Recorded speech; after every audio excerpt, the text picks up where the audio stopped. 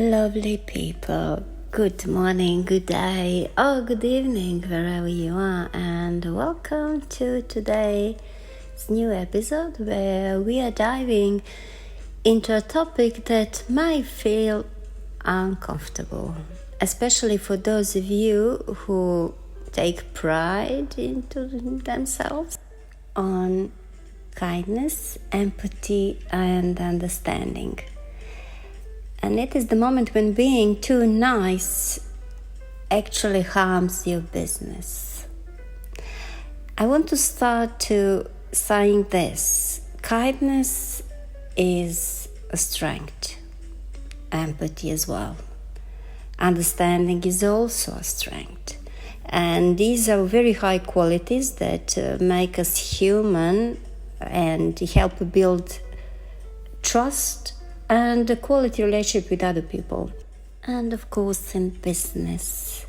But when these strengths become unbounded, they can turn into liabilities, especially in business. And today I will be more concentrated on the business, but I'm also having an opinion that all relationships can transfer into business as well. Everything that is happening to us in business, we can make a parallel in a relationship in real life, like a model, like a pattern, certain pattern of behavior.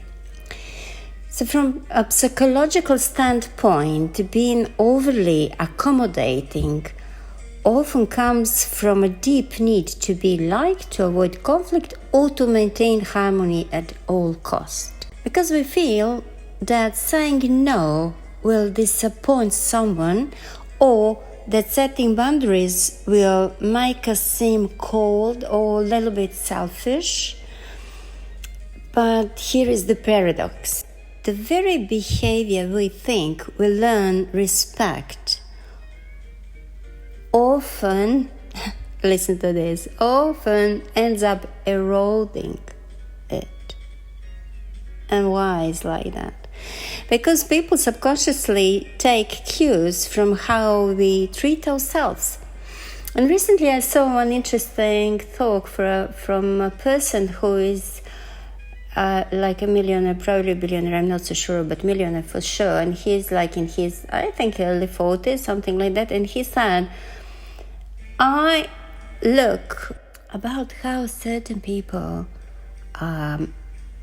treating themselves in the way they wear the clothing, like is it iron, is it clean, is it without any stains or something. Even he pays attention about the shoelaces, like whether they are very well tied and if they are tied in a certain way, so no one is bigger and the other one is smaller. And that says a lot about the people. So very interesting thing to take a note on. And if we constantly overgive, undercharge, or let others push our deadlines and commitments, the outspoken message that we are sending to them is, my time and energy are not of value. I have any value. Or my value is very low. And this is just because we are so nice and we don't want to confront other people. How this behavior damages your business? Firstly, you can have financial loss. You may give too many discounts, work for just these ones, or spend hours over-delivering without charging for it. Especially people who are new into business, they tend to do this kind of quote-unquote services. Second thing, it can lead to burnout by constantly putting others' needs before your own, drains your mental and emotional resources, and leaving you less creative, less focused, and less present for your actual paying clients. The third thing, It's this behavior, you know the saying, like attracts like. So this behavior attracts the wrong clients. Over-niceness can unintentionally attract clients who see your flexibility as a kind of invitation to test your boundaries. Also, it can bring a lack of authority that you have. In business, leadership is not just about being liked, it's about being respected. And respect grows when you can be warm but at the same time firm. On the other hand, mindfulness teaches to notice without judgment. So start by observing where your yes came from. Is it a genuine alignment with your value? Or is it fear of losing approval, money, or connection? When you pause, breathe, and check in with your body, you can feel the difference. True generosity feels expansive. People-pleasing feels heavy and resentful. Practical steps to balance kindness with strength are as follows. So, set clear boundaries in writing. Contacts, policies, and timelines protect both you and your clients.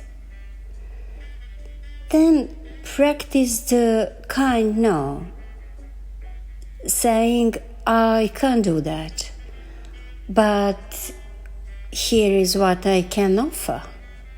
Keeps you in integrity without overextending and over-explaining. The third thing, value your time and energy. Price your work fairly and don't apologize for it. 4. Separate understanding from enabling. You can empathize with someone's situation without compromising your own business sustainability, especially if you have delays with payment or some crisis that your client is facing, or myriad of other things that can directly or indirectly impact your business. 5th, checking your intentions. So before saying yes, ask, is this decision respectful to both of us?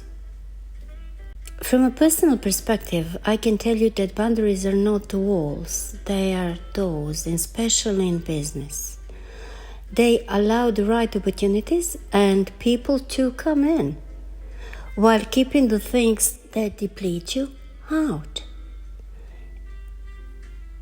I remind you that compassion without self-respect is not compassion, it is self-abandonment. So the next time you feel yourself leaning into over-understanding at your own expense, pause, breathe, and remember, you can be kind and you can be clear, you can be generous and you can be firm. And in business, that is where your true strength lies in.